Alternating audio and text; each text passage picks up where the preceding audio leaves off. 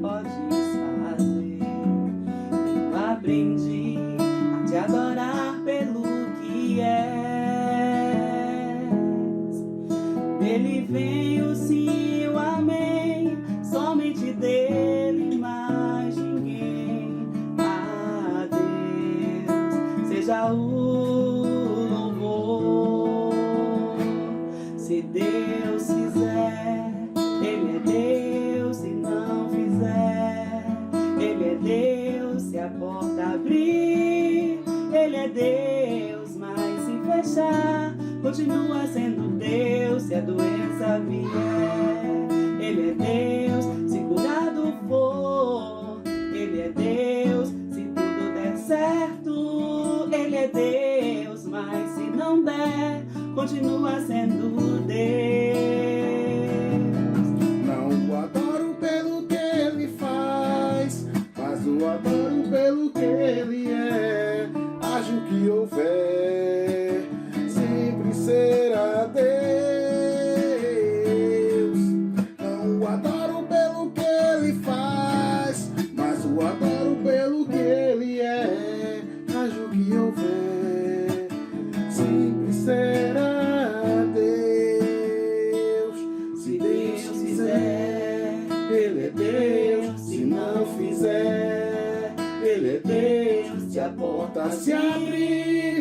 Ele é Deus, Mas se fechar, continua sendo Deus. Se a doença vier, Ele é Deus. Se curado eu for, Ele é Deus. Se tudo der certo, Ele é Deus. Mas se não der, continua sendo Deus. Se Deus fizer, Ele é Deus. Se não fizer, Ele é Deus. Se a porta abrir, Ele é Deus. Mas se fechar, continua sendo Deus. Se a doença vier, Ele é Deus. Se curado for, Ele é Deus. Se tudo der certo, Ele é Deus. Mas se não der, continua sendo Deus. Minha fé.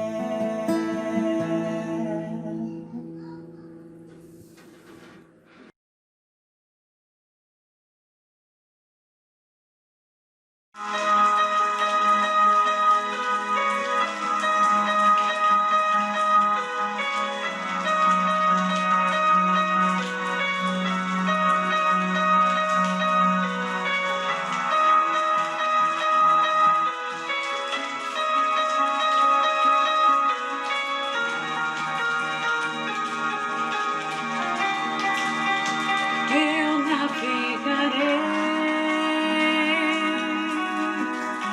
no oceano do Espírito e ali adorarei ao Deus do meu amor. Eu adorarei ao Deus da minha vida, que me compreendeu sem nenhuma explicação. Espírito, Espírito, que desce como fogo, vem como em Pentecoste e enche-me de novo.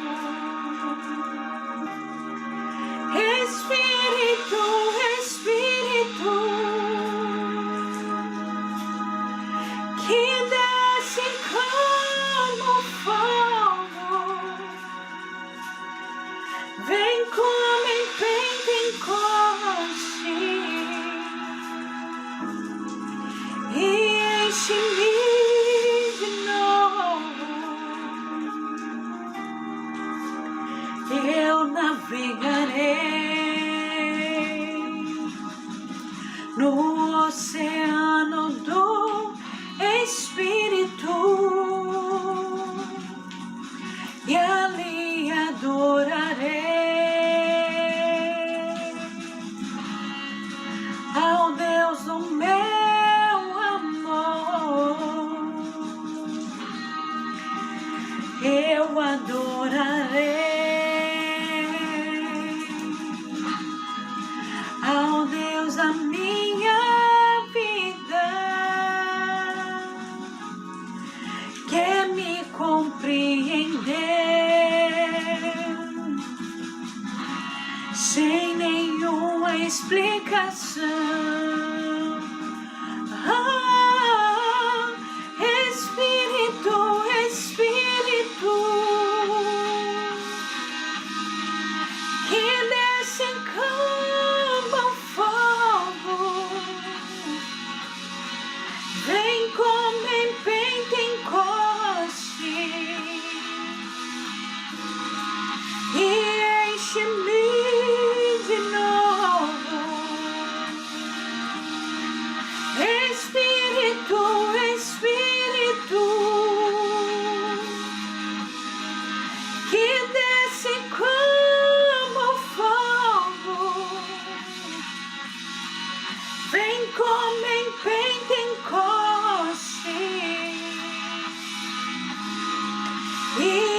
enche-me de novo.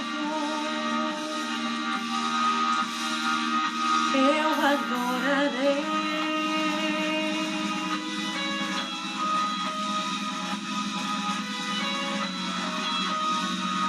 Vamos adorar o nosso Senhor, vai engrandecer o nome dele, porque ele é digno. Ele é a causa de não sermos consumidos, as misericórdias do Senhor é a causa de não sermos consumidos. Que nesse tempo possamos estar adorando ao nosso Deus e agradecendo a Ele por todos os benefícios que Ele tem nos feito.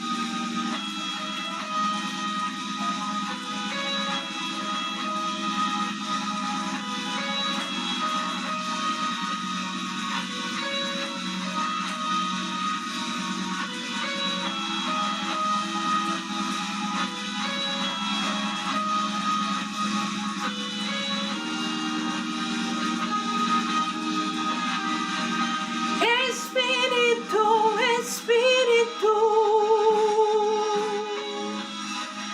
que desce como fogo,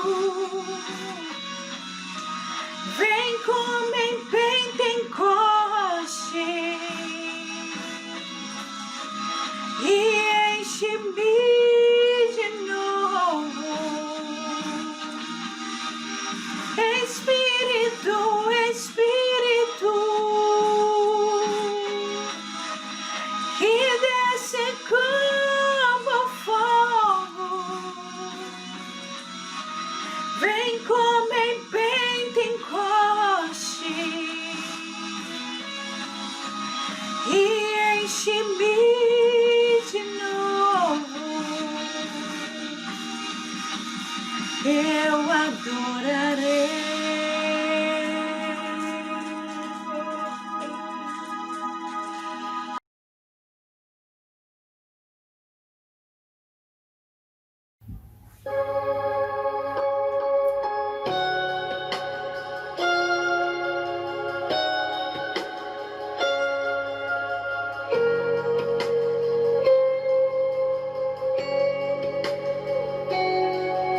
Um amor que surpreende,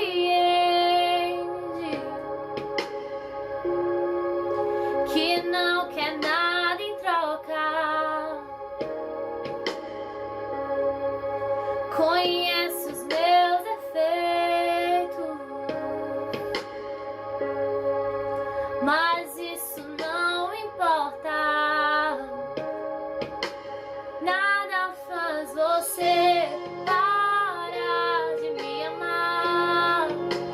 Nada vai mudar o seu olhar.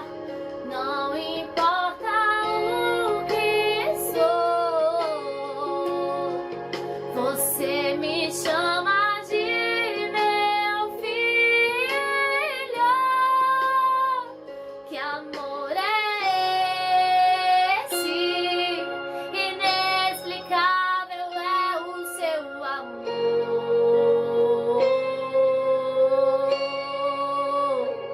Que amor é esse? Inexplicável é o seu amor.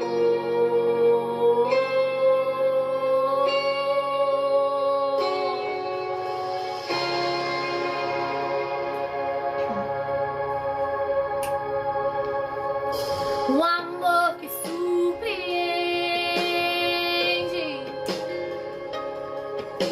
que não quer nada em troca, conhece os meus defeitos, mas isso não importa. Nada faz você parar de me amar. Nada vai mudar o seu olhar.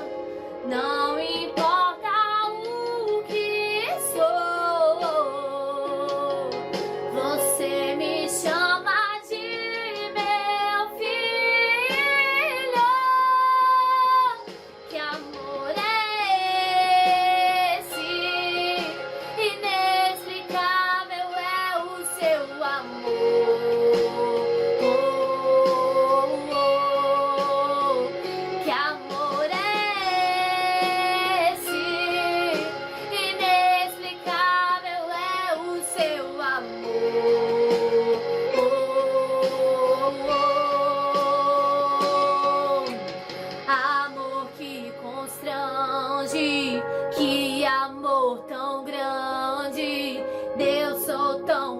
pequeno, você me faz gigante. Amor que constrange, que amor tão grande. Eu sou tão pequeno, Deus, eu não mereço. Amor que constrange, que amor tão grande. Eu sou tão pequeno, você me faz gigante. Amor que constrange, que amor tão grande. Eu sou tão pequeno, Deus, eu não mereço.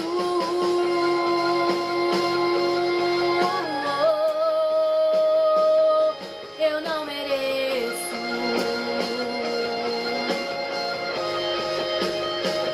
Que amor é esse? Inexplicável é o seu amor.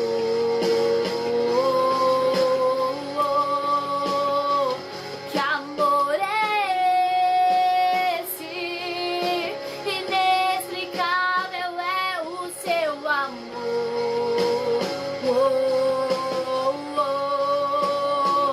Que amor é esse?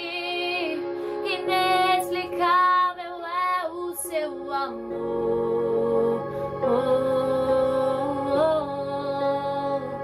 Que amor é esse? Inexplicável é o seu amor.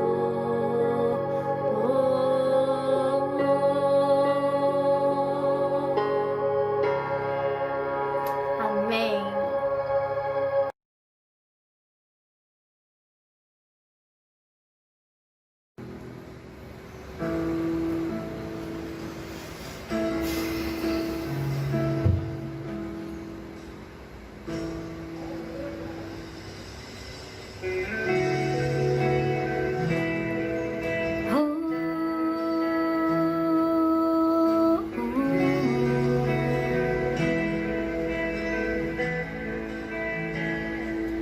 Eu calei minha tristeza olhando nos teus olhos e afoguei as minhas lágrimas no teu peito. Eu coloquei os meus desejos nos teus sonhos. Não sei mais viver sem ti. Estou seguindo meu caminho, me guio por teus passos. Minha vontade eu apoiei na tua lei. Na tua identidade eu descobri quem sou. Você me atraiu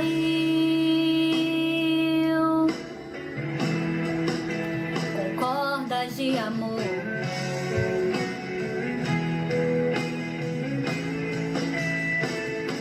Você me leva ao deserto pra falar de amor. Me deixa passar pelo vale pra mostrar que está comigo. Me põe no meio da tempestade, pinta um arco-íris pra me dizer no fim que a tua fidelidade não acabou.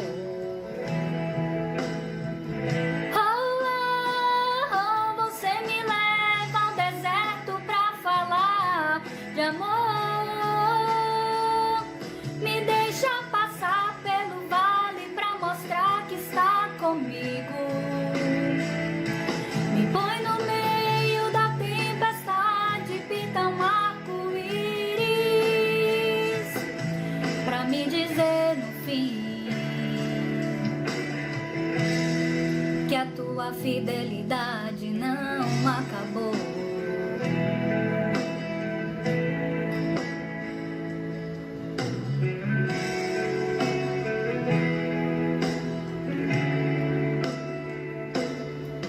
Profunda é a profundidade das riquezas. glória que do céu desceu, em nosso meio habitou em graça e em verdade, pra me mostrar que em Deus eu tenho um Pai. Eu achei o meu esconderijo debaixo de tuas asas, na rocha minha casa eu construí, e nem o vento poderá me derrubar. Eu encontrei o meu lugar em ti. Você me leva ao deserto pra falar de amor, me deixa passar pelo vale pra mostrar que está comigo, me põe no meio da tempestade, pinta um arco-íris pra me dizer no fim, oh, você me leva ao deserto pra falar de amor, me deixa passar pelo vale pra mostrar que está comigo, me põe no meio da tempestade, pinta um arco-íris pra me dizer no fim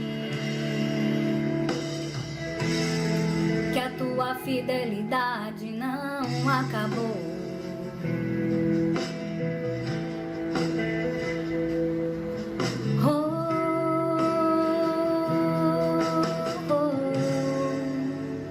Louvado seja o nome do Senhor.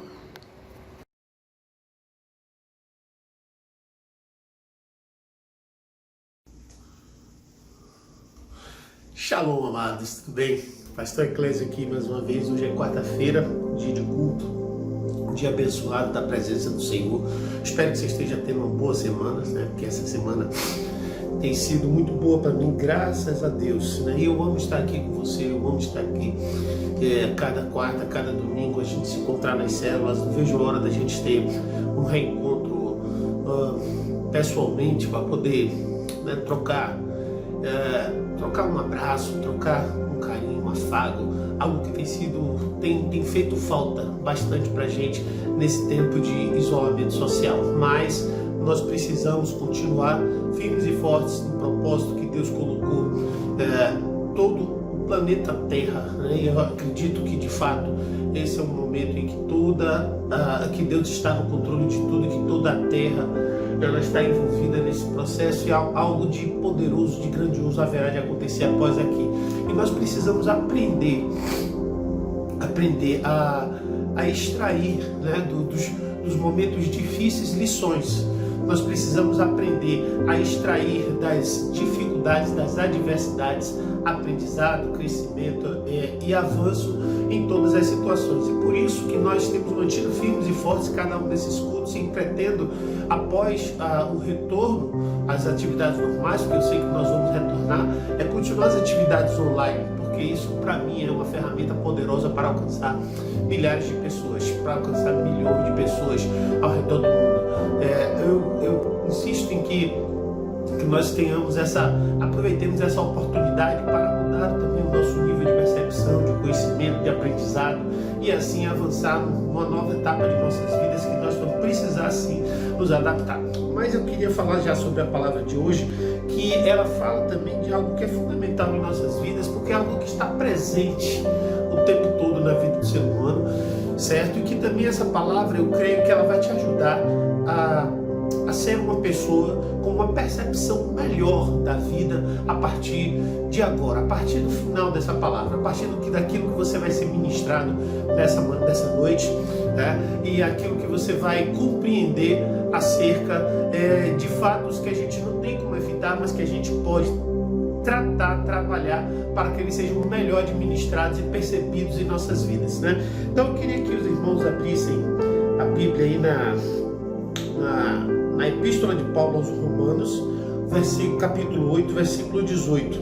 Esse texto nesse texto, eu vou lê-lo na versão NVI, onde traz uma palavra que é importantíssima, que ela vai ser a base de toda a argumentação dessa ministração, que diz assim: considero que os nossos sofrimentos atuais não podem ser comparados com a glória em que em nós será revelada. Olha só, considero que os nossos sofrimentos atuais não podem ser comparados com a glória que em nós será revelada, né? O apóstolo Paulo, ele está ministrando a um povo, a uma população, a uma igreja que estava passando por um nível de sofrimento absurdo. O que os romanos estavam vivendo naquela época era extremamente absurdo. Era absurdo a perseguição, calúnia, difamação. Eles estavam passando por um processo, por um período na sua história que todo o cristianismo estava passando, mas especificamente em Roma, que tinha um imperador chamado Nero, que era um imperador extremamente cruel, que era uma pessoa extremamente doente, psicopata, que tocou fogo na cidade e culpou os romanos por isso, culpou os cristãos por isso. Então eles estavam passando por um nível de perseguição muito violento, né? Onde eles eram colocados em praça pública, eram mortos, eram servidos de diversão nas arenas públicas, onde eles eram mortos por leões, eram mortos por gladiadores, ou seja, era algo realmente que a gente não tem parâmetro de entendimento na nossa cultura e na nossa jornada como cristão. Perseguições terríveis. E o apóstolo Paulo falava sobre uma coisa que é importantíssima, sobre o que o sofrimento pode produzir, pode revelar na vida das pessoas. E aqui essa palavra sofrimento é a grande chave do entendimento da mudança de mentalidade que pode gerar em nossas vidas, que nos faz capazes de ter uma qualidade de vida melhor quando compreendemos o que fazer com ele. Então, qual é o grande problema? É que o sofrimento, amados, ele tende a distorcer a nossa percepção de realidade. O que o apóstolo Paulo está aqui falando para os romanos é que o sofrimento ele não pode ser um distorcedor de percepção de realidade, mas que ele precisa ser um produtor de algo gigante em nossas vidas que possa revelar a glória de Deus, né? Então, a grande sacada dessa palavra é como transformar o sofrimento como algo que seja positivo em nossas vidas. Como nós podemos, como você pode pegar o sofrimento, a tua angústia, a luta, o problema, a tribulação, a adversidade que você está vivendo hoje e transformar em algo positivo em sua vida, Essa palavra não quer trazer para você nenhum tipo de apologia a sofrimento, não, muito pelo contrário, certo? Não, a ideia aqui não é que sofrer é bom, nem que você deve gostar de sofrer, de jeito nenhum. Mas a primeira coisa que a gente precisa ter entendimento é que sofrimento é uma coisa normal na vida de qualquer pessoa. Qualquer pessoa na face da terra passa por momentos de sofrimento. Todas as pessoas vão de alguma forma passar por um momento de sofrimento.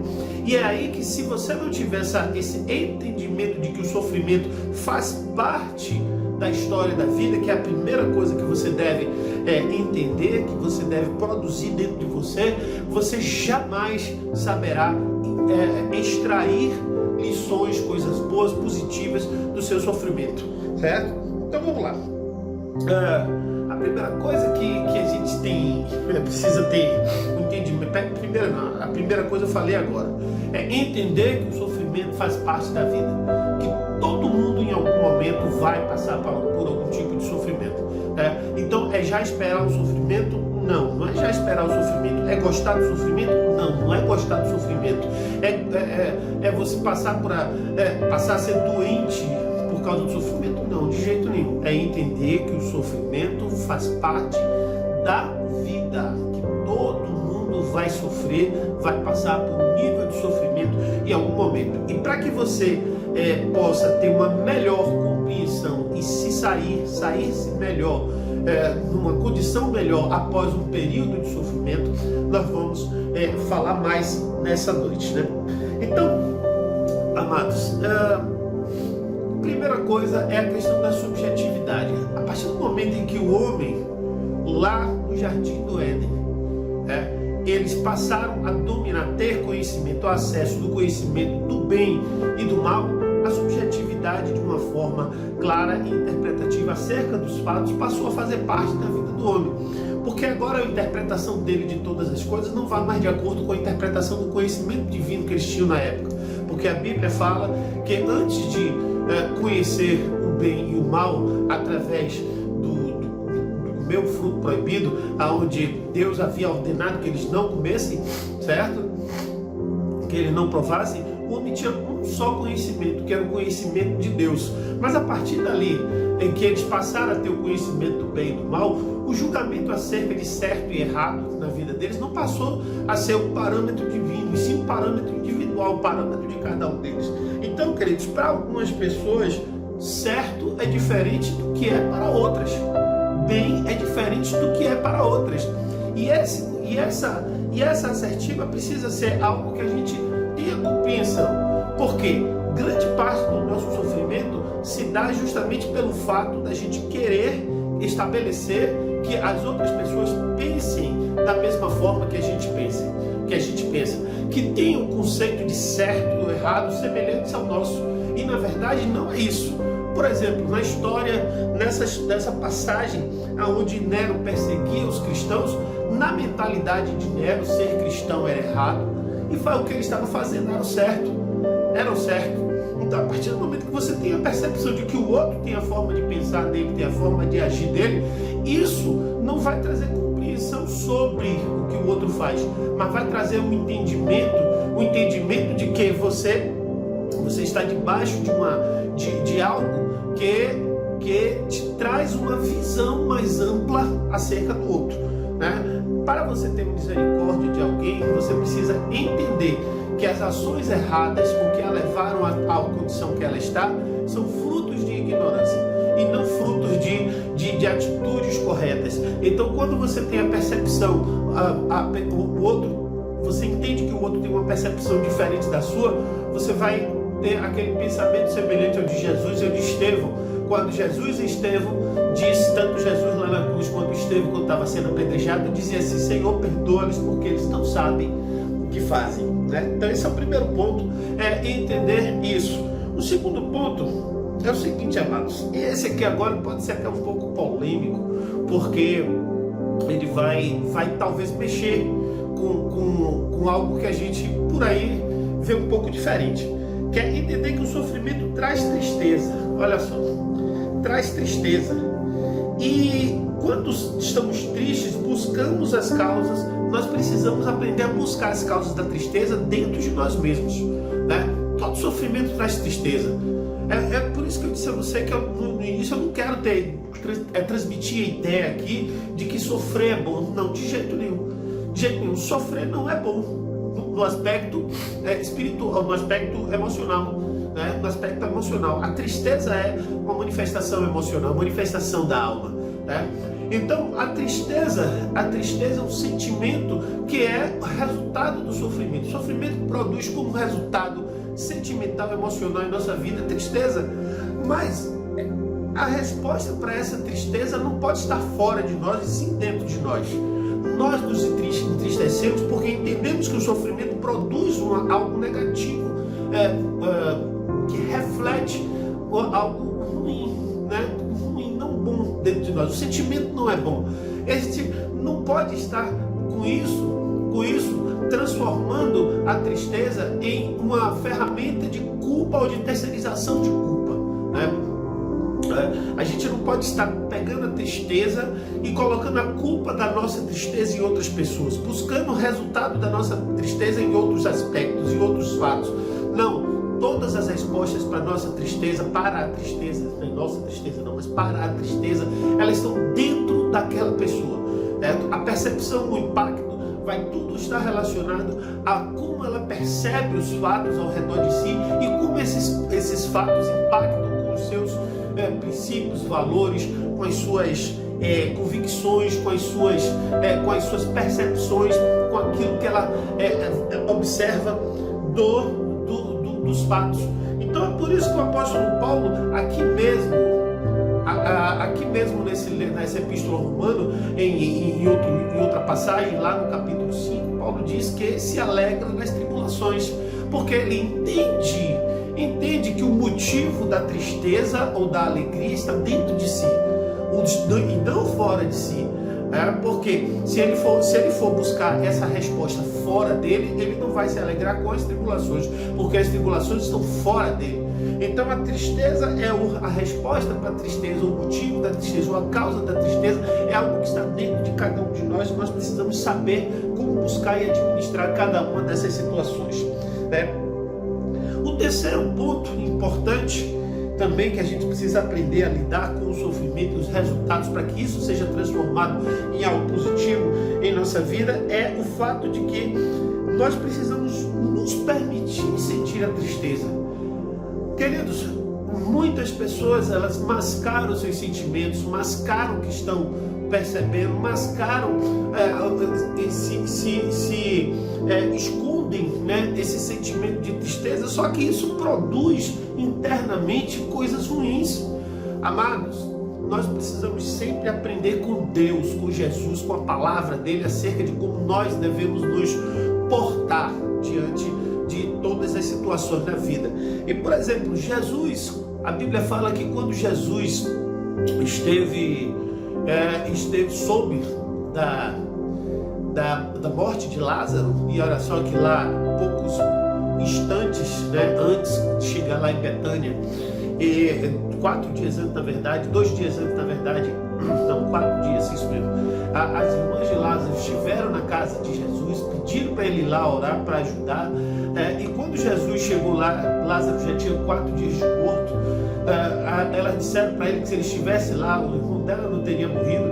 A Bíblia diz que Jesus se entristeceu e chorou. Queridos, a Bíblia fala, queridos, que os judeus eles se lutam durante 7 dias. 7 dias eles choram a tristeza dos entes queridos, das pessoas amadas.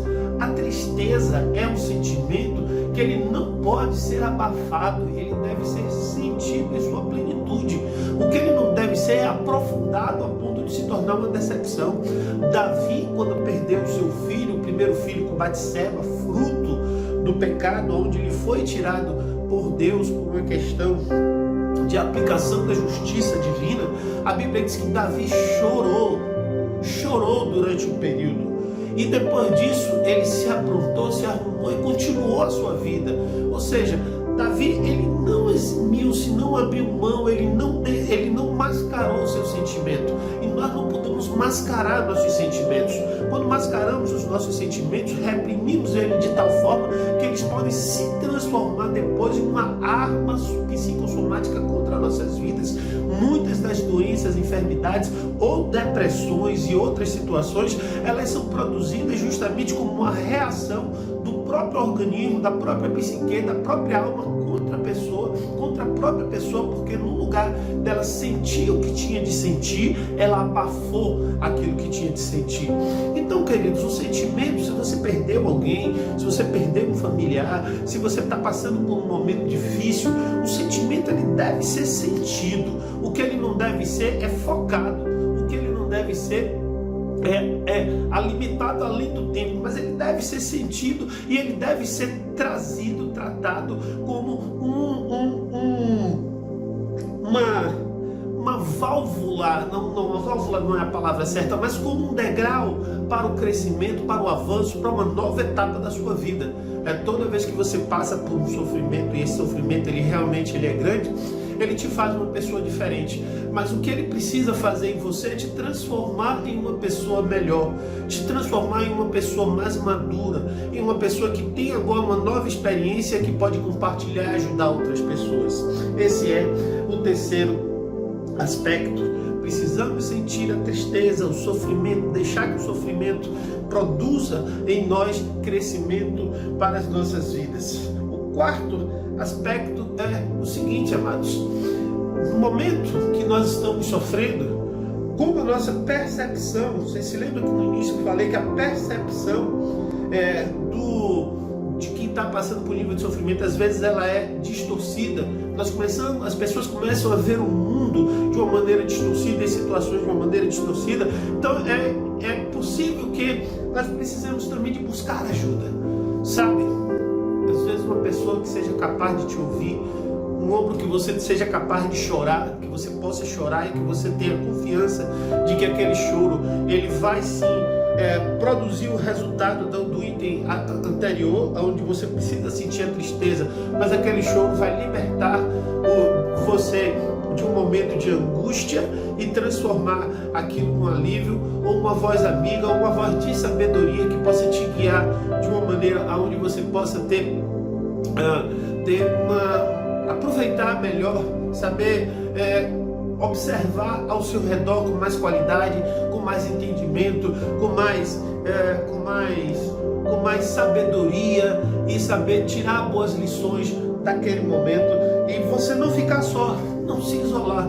Então, amados, você tem um amigo, você tem um psicólogo, você tem o seu pastor, você tem alguém, um líder de célula que você confia, uma pessoa que você pode realmente abrir o seu coração, você pode passar um momento com ele ali, ou que você pode pedir uma orientação sobre o que fazer. Busque ajuda, não fique só, procure ser ajudado, se permita ser ajudado.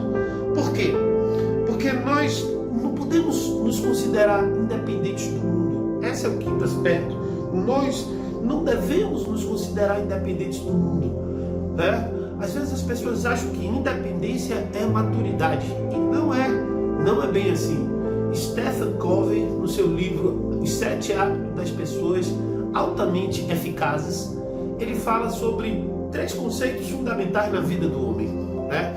Então, o primeiro conceito que ele fala é o conceito da dependência, que isso faz parte, esses 3 conceitos, eles fazem parte da evolução, do crescimento, não vou dizer evolução, mas da maturidade do homem chegar ao nível de maturidade. Então, o primeiro conceito é o conceito da dependência, que é um conceito mais infantil, que é um conceito mais imaturo, aonde uma pessoa está sempre dependendo de outras. Isso não é positivo. Por exemplo, o que eu falei no item anterior sobre buscar ajuda não significa dependência. Não significa dependência. Nós também não podemos estar atrapalhando com a busca de ajuda com a dependência emocional. Não. O objetivo não é esse, certo? É entender que a dependência emocional, ela é sim um estado de imaturidade.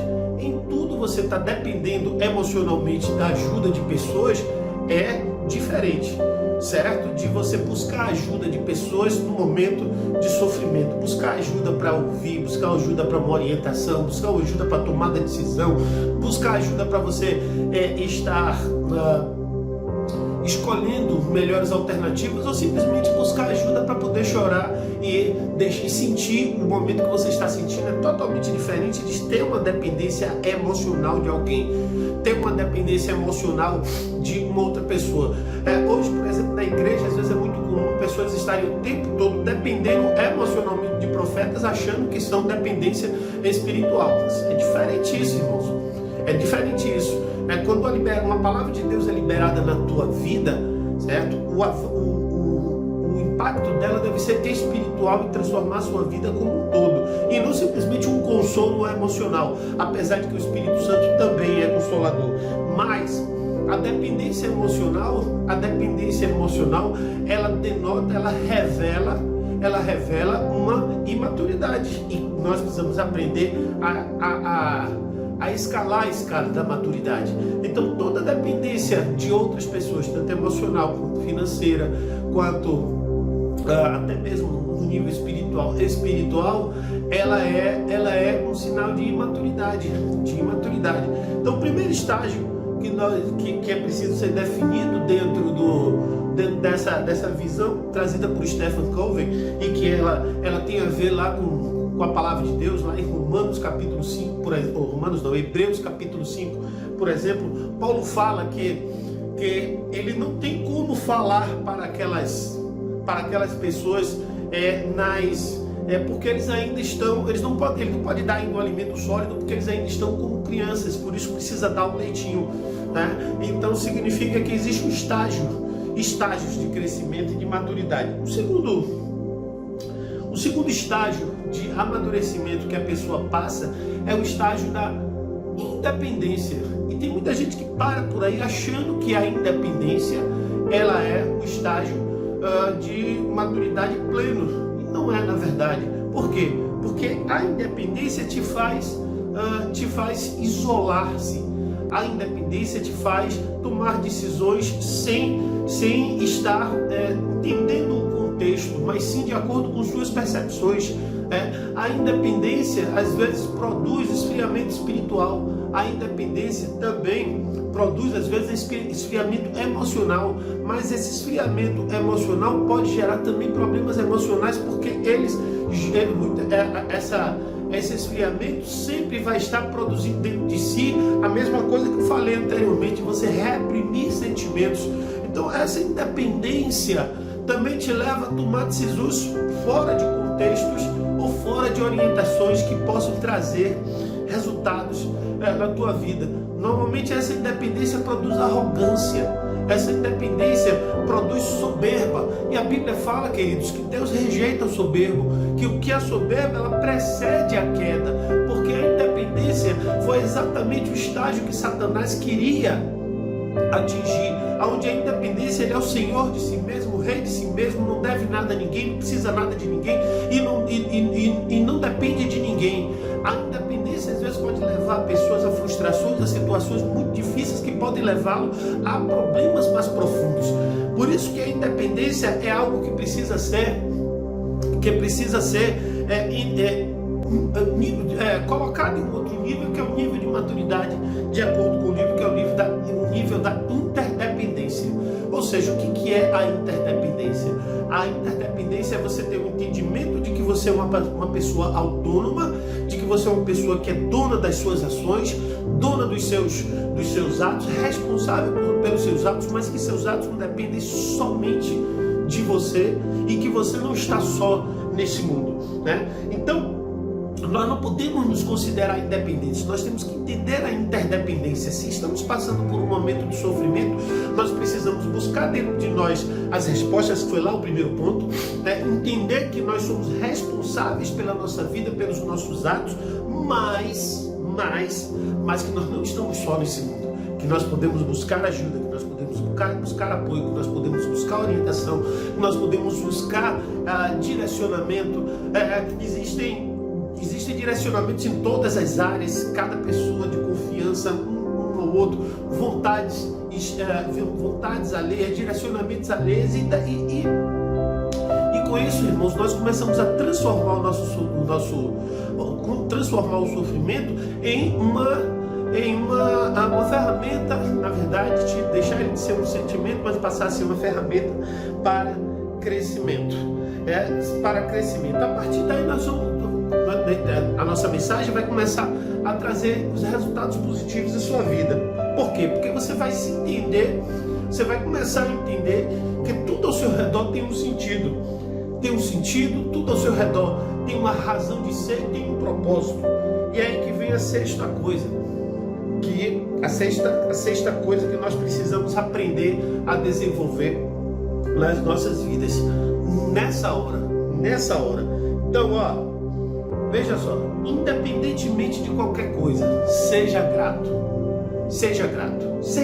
pelo que você está passando. Por isso que o apóstolo Paulo fala em tudo da graça.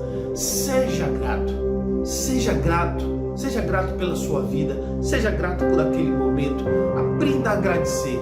Eu lembro, queridos, um fato que vocês, que é corriqueiro de muitos aqui da nossa igreja, mas você que está assistindo talvez seja a primeira vez que esteja vendo isso. Uma certa feita, logo no início da minha vida cristã, quando eu comecei a me tornar fiel nos dízimos e nas ofertas, né? Eu lembro que eu tinha dado um dízimo extremamente alto. Eu trabalhava com corretagem de seguro e tinha altas comissões, e numa dessas comissões era um valor bem significativo. Eu tinha colocado aquele dízimo ali, e cerca de 2 semanas depois algo inusitado aconteceu em nossas vidas, eu e minha esposa, quando nós saímos da nossa casa, quando nós olhamos para a garagem da nossa casa, não, estacionamento na verdade, ficava assim na rua estacionado, nosso carro havia sido roubado naquela noite, havia sido tirado de nós, né? Então muitas pessoas param para pensar, mas a Bíblia não diz que o dízimo protege finanças, bens e tal, e como é que justamente quando você se torna fiel a Deus, acontece um fato como esse. De fato, queridos, a primeira coisa que veio no nosso coração, no meu coração pelo menos, não sei de minha esposa, mas depois o Espírito Santo veio e trouxe para mim uma coisa importante. Ele disse assim, vai lá, pega a sua esposa, senta, ajoelha ali e agradece. Daí eu lembro que eu peguei a minha esposa e disse, filha, vamos agradecer a Deus. Por quê? Porque nós não sofremos nenhuma violência, porque nós não estávamos presentes na hora, porque se Ele permitiu que isso acontecesse é porque algo tem de importante para acontecer depois disso aí. E nós nos ajoelhamos e oramos a Deus ali agradecendo, e continuamos a nossa vida. Fomos à delegacia, demos entrada em todos os trâmites normais da nossa vida e fomos ao encontro do meu pai, né? E a gente estava junto com meu pai, eu lembro que ele estava numa loja de tintas que tem ali no bairro aqui da cidade, e aí meu celular toca, e eu atendi o celular, e nessa época eu ainda trabalhava com essas corretagens, então tinha muitos panfletos, muitas propagandas minhas dentro do carro, e a Bíblia também, que era uma segunda-feira, foi um dia após a gente ir para a igreja, era uma segunda-feira, a Bíblia também estava dentro do carro, né? E aí, aquela ligação, quem era? Que ligou, ele disse, é o dono do Fiat Uno branco, era um Uno branco que eu tinha na época, eu tinha comprado ele, tinha um pouco mais de um ano. Aí eu disse, sim, olha, aqui quem está falando é o ladrão que roubou o seu carro. Eu, o quê? Ele disse, eu sou a pessoa que roubou o seu carro, que tirou o seu carro do senhor. Eu vi que o senhor é crente, que o senhor é cristão. Eu gostaria de pedir que o senhor orasse pela minha vida, que o senhor orasse por mim, porque eu sou um crente desviado. E o seu carro está em tal lugar, o senhor pode ir buscar o seu carro e assim por diante. Gente, aquilo dali eu aprendi uma coisa importante, que quando a gente agradece a Deus, Deus utiliza as adversidades, as dificuldades, as lutas em propósito dele para alcançar pessoas. Eu nunca conheci esse ladrão, eu não sei quem ele é. O carro eu encontrei depois, né? Eu encontrei o carro depois e vendi o carro. Já tinha até comprado outro, né? Mas uma coisa eu aprendi, que quando a gente é grato por tudo nas nossas vidas, Deus revela pra gente o propósito por aquilo que Ele faz, né? E é interessante que o carro foi vendido para o meu pastor na época, né? Foi o meu pastor que comprou o carro e aquele carro serviu muito para ele, né? Por quê? Porque isso aqui vai levantar um sétimo entendimento que nós precisamos ter. É que nós fazemos parte de um corpo. Nós não somos sozinhos nesse mundo, mas como igreja principalmente, nós fazemos parte de um corpo. E Deus permite que coisas aconteçam com nós para que a igreja seja edificada individualmente, cada experiência. Hoje, por exemplo, eu estou contando essa experiência para você aqui que está assistindo essa mensagem, que está ouvindo esta mensagem, é que você está certamente glorificando ao Senhor por tudo aquilo que aprendeu. Você aprendeu, por exemplo, algumas lições importantes. Se lembra quando eu falei sobre dízimo, sobre oferta, como Deus protege? Lembra que apesar de eu ter dizimado e ofertado, o roubo do carro veio, mas com isso Deus produziu glória, transformou maldição em bênção, alcançou o coração de um desviado, e fez valer também a máxima da palavra dele, de que ele protege também as nossas finanças, os nossos bens, as nossas posses. Ou seja, a revelação da glória ali foi liberada para quê? Para edificar o corpo. Lá na frente eu fui lá, eu lembro quando eu falei para o pastor, no mesmo dia eu liguei para ele e disse: meu pastor, aconteceu isso, isso e isso na minha vida. Eu lembro da palavra dele claramente quando ele disse assim: meu filho, não se preocupe, porque a bênção será dobrada. E essa bênção foi dobrada. Eu comprei outro carro e achei o carro. E eu fiquei, no caso, com 2 carros. E um desses carros eu vendi para ele. não me lembro mais se foi módico ou não, mas foi uma boa condição para ele. O que eu posso dizer, ensinar aqui para você, compartilhar com você, é que se trouxe edificação na época para a igreja, porque foi, testemunhei, as pessoas tiveram mais fé, aumentou a fé das pessoas, também está edificando a tua vida hoje, porque você vê que Deus, Ele trabalha. Então, se nós fazemos parte de um corpo, todo o sofrimento que acontece em nossas vidas, quando nós aprendemos o lado positivo e aprendemos a agradecer, isso é gerado, é produzido para a edificação do corpo. A oitava coisa que eu quero compartilhar com vocês agora, nesse momento, nessa mensagem que já está se encaminhando para o final, é: suas ações têm consequências. Todas as nossas ações têm consequências. Tudo que a gente faz, amados, tem consequências. Não pense que o que você faz não vai ter consequência na vida de seu filho. Não pense que o que você faz não vai ter consequência do seu neto, do seu bisneto, das suas gerações. Tudo que você faz hoje tem consequência em gerações. Hoje eu sou pastor, hoje eu estou pastoreando a primeira igreja batista do Cabula com muita alegria, com muita felicidade. Cada ovelha minha eu amo do coração, cada pessoa que já entrou nesse ministério e hoje já não está mais, algumas já estão em outros lugares. Eu tenho pessoas que eu batizei que já estão por aí, que já estão em outros lugares, em outras igrejas. Tem pessoas que eu já casei, já pessoas também que eu já fiz funeral, já enterrei, que estão na glória hoje com o Pai. Tudo isso me traz uma alegria muito grande. Todas essas ações têm consequências. As consequências? As consequências estão primeiro em minha família e depois nas pessoas ao meu redor, naquilo que foi impactado na vida de uma de outra pessoa. E ao mesmo tempo também as minhas ações, elas, quando positivas, têm consequências para o bem, quando negativas, têm consequências para o mal. Então nós precisamos entender que tudo na nossa vida tem consequência na vida de outras pessoas e consequência nas nossas vidas. Às vezes a gente vê homens de Deus caindo porque não pensaram nas consequências. Pessoas que agem de forma inconsequente não entendem os sofrimentos. Por isso, queridos, quando nós estamos passando por sofrimento, nosso foco não pode estar no sofrimento, mas sim naquilo que o sofrimento está produzindo, naquilo que a gente está aprendendo com aquele momento. Por quê? Porque se buscamos dentro de nós, vamos entender que nós temos uma parcela de participação, uma parcela de culpa, uma parcela de envolvimento nesse processo todo, Então nossas ações têm consequência. Eu sou hoje um pastor, eu acredito porque Deus escolheu, mas certamente o fato de meu avô ter sido pastor, ter trazido a palavra até meu pai, e a geração de meu pai depois houve a conversão e chegou até a mim, e Deus fez o chamado em minha vida, estabeleceu o chamado em minha vida, e eu entendi, mas eu creio sim que tem tudo a ver com o que aconteceu lá atrás, com a ação de alguém.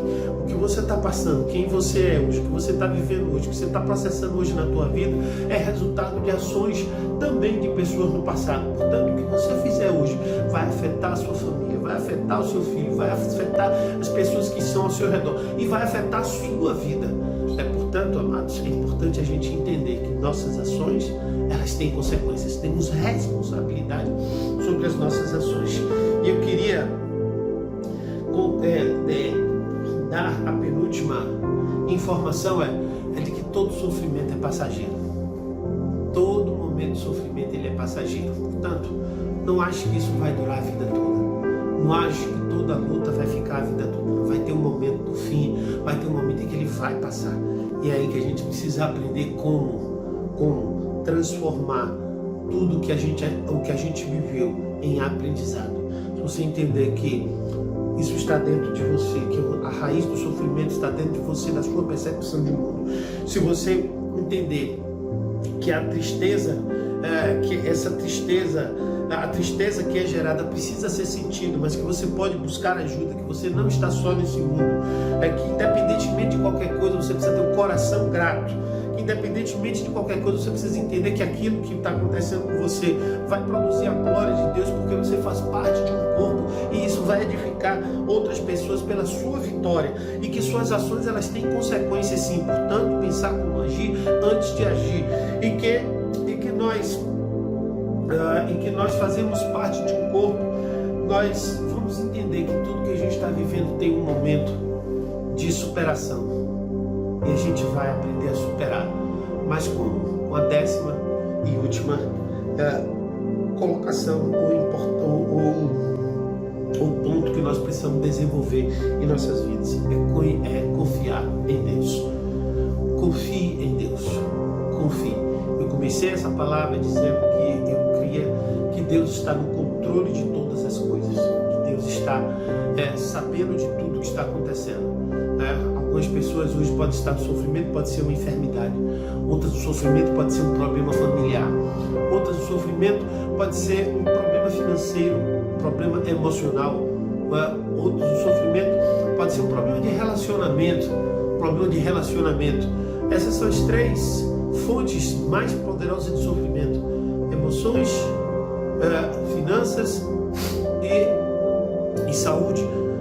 Então, qualquer uma dessas 3, se você estiver passando por um sofrimento em uma dessas 3 áreas, saiba de que Deus está no controle de tudo e de que Ele tem um entendimento do que está acontecendo com a tua vida. Então, comece a ser grato a Ele.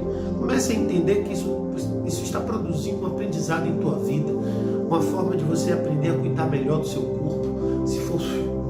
Se for um sofrimento de saúde, na área de saúde, que você deve cuidar, sim, da tua vida, cuidar da tua alimentação, cuidar das coisas, de praticar exercício físico, né? E a gente fala desse nível assim na igreja, mas precisamos, sim, irmãos, ter consciência dessas coisas. O segundo, se você está sofrendo na área emocional, né? Pense que a outra pessoa que está do seu lado também ela tem a forma dela pensar, ela tem um jeito dela pensar. Ouça, converse, perdoe, né? Perdoe, entenda o lado dela, entenda porque, queridos, cada um de nós é o resultado de nossa história de vida, é o resultado de tudo que a gente viveu, e às vezes as pessoas viveram situações diferentes de nós. Então, o que eu falei sobre a percepção do certo e o errado? As avaliações, elas são diferentes de acordo com cada um de nós. O que nós precisamos ter como fundamento sempre é a palavra de Deus, mas isso não quer dizer que a visão acerca de um fato seja diferente de uma pessoa para outra. Então a gente precisa aprender a ter empatia, a olhar com os olhos dos outros, né? Se o sofrimento é na área financeira, física, né, emocional, financeira, pense o que você tem feito com suas finanças. Você tem sido fiel a Deus? Você tem estado presente nos momentos em que Deus chama você para ter compromisso financeiro com Ele, compromisso com as finanças com Ele? Como é que você tem trabalhado o suficiente? Você tem desenvolvido novas habilidades, aprendizados, aproveitado, por exemplo, esse período para ter novos aprendizados, né? Como é que você está no seu nível de consumismo? Você tem gasto além do que ganha e colocado a culpa nos fatos, nas situações? Lembre-se, a sua vida está em tuas mãos. Você é autorresponsável por si mesmo. E isso tudo, queridos, pode fazer uma diferença muito grande. Tá certo? Eu espero que nessa noite você entenda isso.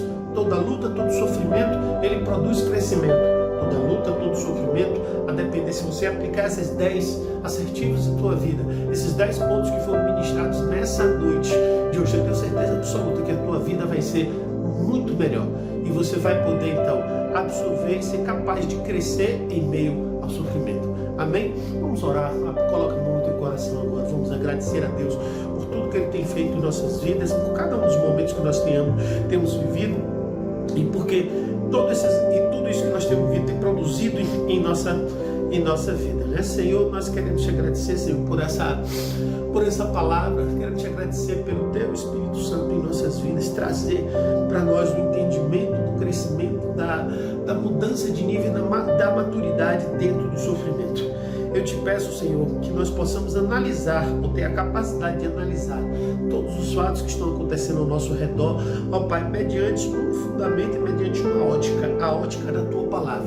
Nenhum julgamento sendo feito, ó Pai, segundo o nosso entendimento, nenhum julgamento sendo feito, ó Pai, segundo o nosso coração. Eu te peço, ó Deus, em nome de Jesus, Senhor, ó Pai, que se alguém hoje está passando, Senhor, por sofrimento físico oriundo de enfermidades, ó Deus, em nome de Jesus, eu te peço agora, Senhor, que Teu Espírito Santo vá até ela, Senhor, e mostre para ela que por meio da fé é possível curar, mas também que é possível, Pai, que é necessário ter prudência, cuidado, Senhor, com o seu organismo, com as suas com a sua saúde, Senhor. Eu te peço, ó Deus, em nome de Jesus, ó Pai, se alguém está sofrendo, Senhor, problemas emocionais de relacionamento, familiares, ó Deus, que traz o entendimento, Senhor, que Ele é um pacificador, um apacentador, Ele é um produtor de paz.